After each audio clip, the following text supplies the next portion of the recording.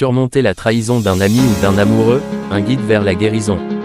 Vivre une trahison d'un ami ou d'un amoureux est une expérience douloureuse et bouleversante. Il est important de comprendre que votre douleur et vos émotions sont légitimes. Il n'y a pas de bonne ou de mauvaise façon de ressentir la situation, et il n'y a pas de délai précis pour guérir. Voici quelques étapes qui peuvent vous aider à surmonter cette épreuve. 1. Accordez-vous du temps pour ressentir vos émotions. La trahison peut déclencher une vague d'émotions intenses, telles que la tristesse, la colère, la confusion, la honte et la peur.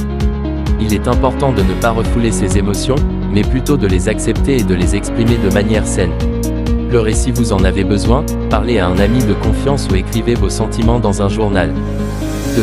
Prenez soin de vous. Dans les moments difficiles, il est important de prendre soin de votre santé physique et mentale. Mangez des aliments sains, dormez suffisamment, faites de l'exercice régulièrement et accordez-vous du temps pour vous détendre.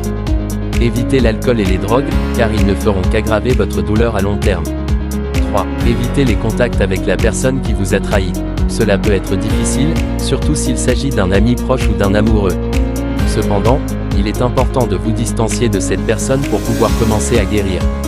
Coupez les ponts sur les réseaux sociaux, supprimez son numéro de téléphone et évitez les lieux que vous fréquentiez ensemble. 4. Parlez à quelqu'un en qui vous avez confiance. Parlez de votre trahison à un ami, un membre de votre famille, un thérapeute ou une autre personne de confiance peut vous aider à comprendre vos émotions et à commencer à guérir. Le soutien social est essentiel dans ces moments difficiles. 5. Ne vous blâmez pas. Il est important de se rappeler que vous n'êtes pas responsable de la trahison de l'autre personne. Vous avez été victime de ces actes et vous ne méritez pas ce qui vous est arrivé. 6. N'oubliez pas que le pardon est un choix. Pardonner à la personne qui vous a trahi n'est pas obligatoire et ne doit pas être pris à la légère. Le pardon est un processus personnel qui prend du temps et qui ne doit être fait que lorsque vous êtes prêt. Cependant, pardonner peut vous aider à vous libérer de la colère et du ressentiment et à avancer dans votre vie. 7. Apprenez de cette expérience. Bien que la trahison soit une expérience douloureuse, elle peut également être une occasion d'apprentissage. Réfléchissez à ce que vous avez appris sur vous-même et sur les relations humaines. Utilisez ces connaissances pour établir des limites saines et pour créer des relations plus authentiques et épanouissantes à l'avenir. 8. N'hésitez pas à demander de l'aide professionnelle.